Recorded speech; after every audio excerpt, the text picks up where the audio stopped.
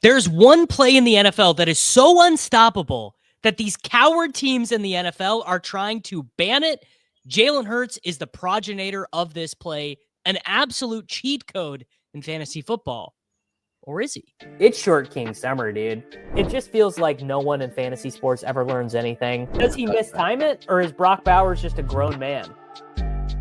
Brock Bowers is just a grown man. Dare I say, Rich, football might be back. In the words of Lane Johnson, this offense looks constipated. It's Short King Summer.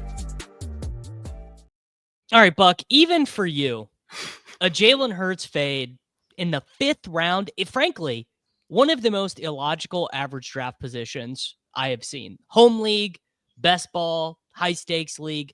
We are talking about a player who since 2021, which is the first year Jalen Hurts was installed as a starter from week 1, 52 rushing touchdowns. Josh Allen, 40. No one else even, frankly, within a shouting distance per game. It's actually hilarious how much better Jalen Hurts is than everyone else, and then how much better Josh Allen is than everyone else. There's almost no way I'm going to come to your side in this argument, but why don't you try and tell the people why Jalen Hurts is a non-optimal pick in round 5? All right. Well, I mean, you see the look of resignation on my face because I know I'm probably going to get snuffed out in the comments and in the Discord for this one, but here I go. Jalen Hurts is a really good quarterback, and I actually don't think he's a terrible pick. I just kind of have other priorities. The main point I'm going to make today is that Hurts, in my opinion, is not someone that you need to take too much of due to what sort of production you're going to need from running back, wide receiver, and flex. I love the quarterback values going later, and I think that a lot of the players are pretty mispriced. A lot of the quarterback players are pretty mispriced. This is something I've had swirling around in my head for a while, and I'm going to attempt to articulate it for the first time right about now. Hurts has an insane rushing floor, over 600 yards and over 10 rushing touchdowns in each of the past 4 years. He's a capable passer, but he's not a great passer, in my opinion. He struggled through the air at times, but he's always excelled on the ground, especially near the goal line with the tush push, as we know so well. So let's look at the moves that the Eagles made last offseason. They had just lost the Super Bowl to the Chiefs. They looked at their team, they looked at the quarterback, and they said, how do we make this work? How do we win a Super Bowl with this quarterback? Hurts passed for 304 yards and a touchdown in that Super Bowl loss, but he added 15 carries for 70 yards and 3 touchdowns on the ground. Teams were not scared of Hurts beating them through the air. During the 2022 season, I had actually thought that Hurts had progressed as a passer, but something happened and he regressed a bit. He threw for 23 touchdowns and 15 interceptions last year. Those are some Geno Smith-ass numbers. So teams weren't scared of Hurts passing anymore, and the Eagles recognized that, and they said, you know what? We have a perennial top offensive line in the league, and our run game with Jalen is clearly the best thing we have going. Why do we have such shitty lead backs? If we could make Miles Sanders and Swift look halfway decent, imagine what we could do with an elite talent. Now, this is where it sort of coincides with the defensive meta shift over the past couple of years. We started to notice defenses taking away the deep ball against Mahomes and Allen in the second half of 2022. And in 2023, it started to creep in more league-wide as the season went on. Teams just hadn't adjusted yet, and they were still throwing a lot. Prior to 2024, we saw a bunch of mostly good teams recognize this shift and go out and immediately get great running backs. Henry went to the Ravens, Jacobs to the Packers, Mixon to the Texans, Pollard to the Titans, Jones to the Vikings, and more importantly, Saquon to the Eagles. So for a long duration of time, the NFL knew that a good team could win consistently with average running back play if you had a good passing attack. The NFL at large signaled last year that they were ready to place an importance on getting above average to elite running backs, and it worked especially well for teams that were already good offensive environments. Defenses had an edge on Hurts in the passing game, and they lost their edge when Saquon came to town, and they had to worry about Saquon. And we all know what happened next. The NFL could not stop the combined rushing attack of Barkley and Hurts. It was pretty incredible. The win in the Super Bowl, etc. Hurts threw just 361 passes last year, though. He missed 2 games, but that is a ridiculous number. I mean, I know I've talked to you about this, Davis. He was 22nd in the league in attempts, and quite literally, either backup quarterbacks or quarterbacks who got injured were below him, and that's it. He had 177 more pass attempts in 2023 than he did last year, and it worked so well that they won the Super Bowl and extended Barkley till 2028, giving him $8 million more per year to make it $20 million per year, with $36 million of the extension guaranteed, and they did this 1 month after the Super Bowl. Now you may be saying, well, that's fine, you know, because the tush push hasn't been banned. Hurts is going to get his 14 rushing touchdowns, and it won't matter that he'll only throw it here and there. And Saquon got tackled at the 1 yard line 11 times last year. I think the very easy rebuttal here is I think you can make a great argument that Jalen Hurts actually ran bad on fantasy points last season. Only 630 rushing attempts. If we go look over at some of the advanced data, you'd think, oh, Jalen Hurts, he's got to scramble a lot. 39 scrambles. The same amount basically as CJ Stroud. No touchdowns on scrambles until the playoffs because he was playing on that bum knee. Now, Jalen Hurts actually not like a great scrambler. That was not even kind of ever really what he did. Obviously, he's better at it than average because he's a big, strong, hulking person. But he's had an ankle injury and a knee injury to end the year for each of the last 2 years. I'm assuming he will head into this season with full health. Now, could he get injured? I mean, obviously, he could always get injured again. But to your point about him as a passer, I'm actually going to disagree with this idea. And I disagree with this idea in general.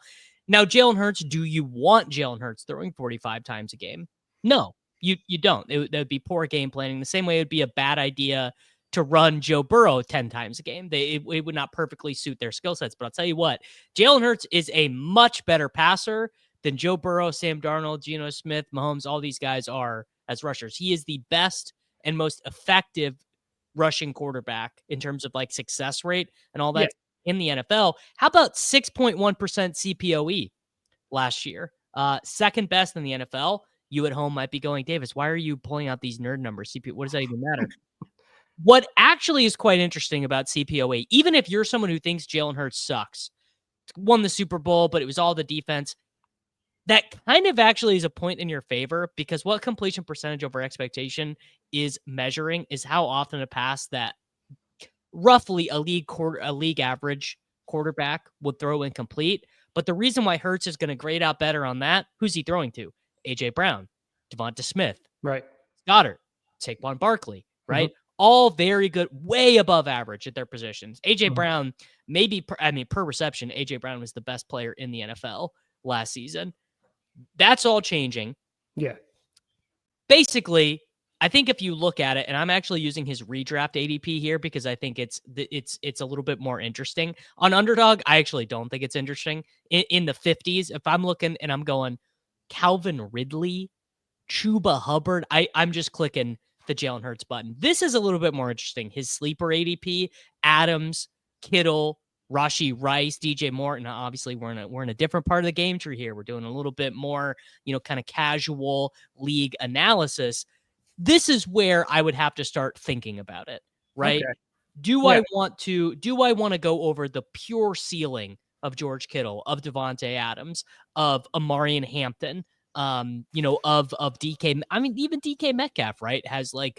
He could totally be the wide receiver 9 on Underdog in best ball. Yeah. I mean, frankly, dude, we're talking about, look at any projection source you want. He is going to be within 5 points of being the overall highest scorer in fantasy. You'd have to really sell me on Barkley scoring 20 touchdowns. Let me get right back there then. Saquon got tackled at the 1 yard line 11 times last year, and that's not counting going down at the 2 or the 3 where they would also tush push from. I think that's kind of what you call running very bad. And you may say it's fine because Hurts had 13 and 15 touchdowns in 2022 and 2023, but that was with Miles Sanders and DeAndre Swift just being themselves and not going down at the 1 an insane amount of times. I mean, when I found out that Saquon actually, I noticed, I was like, wow, this dude's really getting unlucky, and Hurts is just scooping. If Barkley even gets like 5 more of those touchdowns, I think you're looking at both Barkley and Hurts a lot differently. That is certainly true. You were definitely looking at them differently. And it could very well be that Barkley this year gets into the end zone 5 more times. Don't think that really changes the way I feel about Jalen Hurts. That's fine because, like I said at the top, I actually don't think he's a terrible pick, but let me get into a little bit why I'm not really taking him. He was 6th in quarterback fantasy points per game behind the elites, Burrow and Baker, who both go later than Hurts. He had 21.3 points per game. Close behind him with low 20s and 19, where Goff, Nick, Darnold, Purdy, I think, had 18 point something. My general philosophy is that quarterback is so mispriced this year that I should be grabbing 3 of them and letting the variance play out later. I don't think that Hurts provides a ceiling that separates, without a Barkley injury, I should say, provides a ceiling that separates enough from later quarterback play to justify giving up what I consider to be good draft capital that I can use to separate at the other positions. Because what I'm trying to do this year is walk away from drafts feeling pretty confident that I have upside for like 65 to 70 points a week from my 2 running back slots and the flex combined. The floor to ceiling range that the running backs going in the first 6 rounds give you is very important to my strategy. And most of the time I'm taking 2 to 3 of them through the first 6 rounds, along with 3 wide receivers, because wide receiver scoring is a little bit different. You have the guys at the top, and then you kind of have everybody else. I know we've talked about this. Chris Harris, who I know you love, calls it melancholy and the infinite wide receiver sadness. I want the guys at the top as well as the next few rounds. But once you get past round 3, you're really looking at players who may not separate that much from the wide receivers going in the mid and sometimes even later rounds. And Hurts is going at the 4 to 5 turn. And I think that's actually kind of a fair price to pay if that's the way you want to go. I'm just valuing other positions. I've been taking Kittle a ton. I love Chuba and Ken Walker there. I like Mixon good enough there. It's just crazy.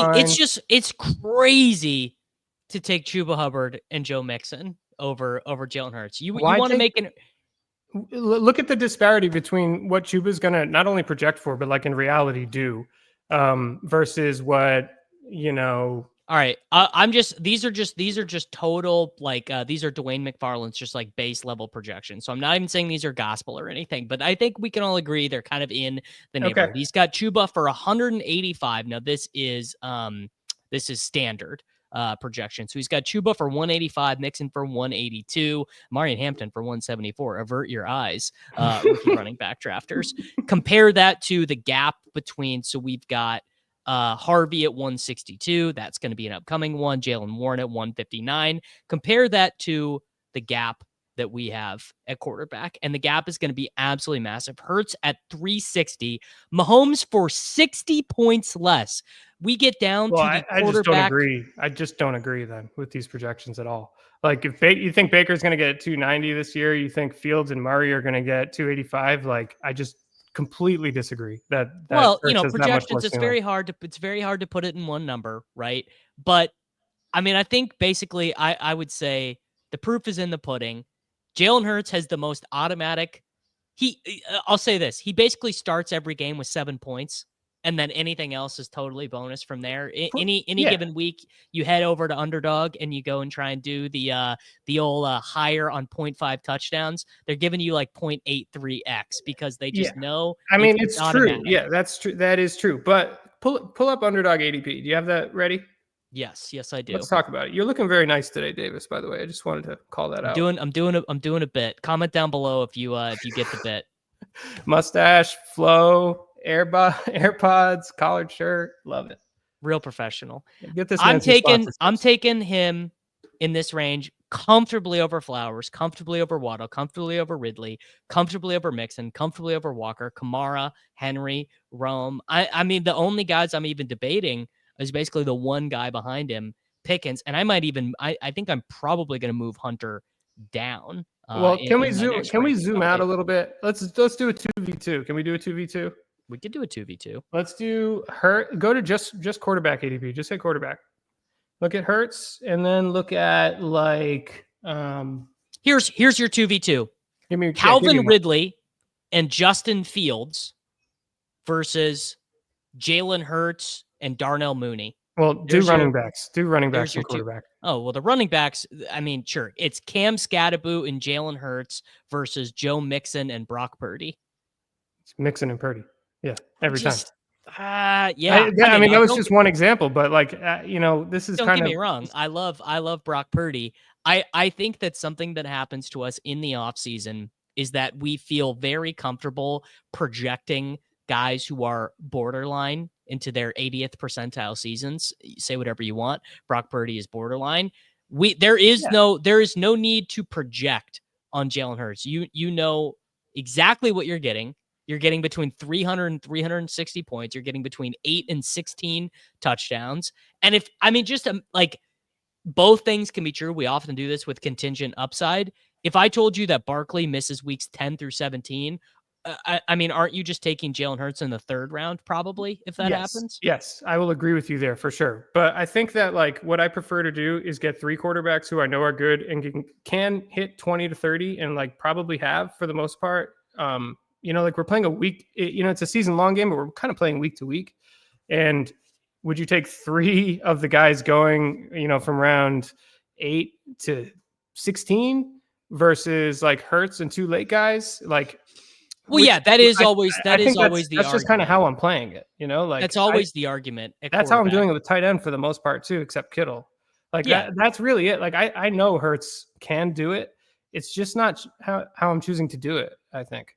Yeah, you can always, and there's always money in the banana stand. There's always a late round quarterback who's going to hit. I don't know if it's going to be Geno. I don't know if it's going to be Dart. That is certainly true. Your degree of certainty that a late round quarterback is going to hit is so much higher than your degree of certainty that a late round quarterback is going to hit.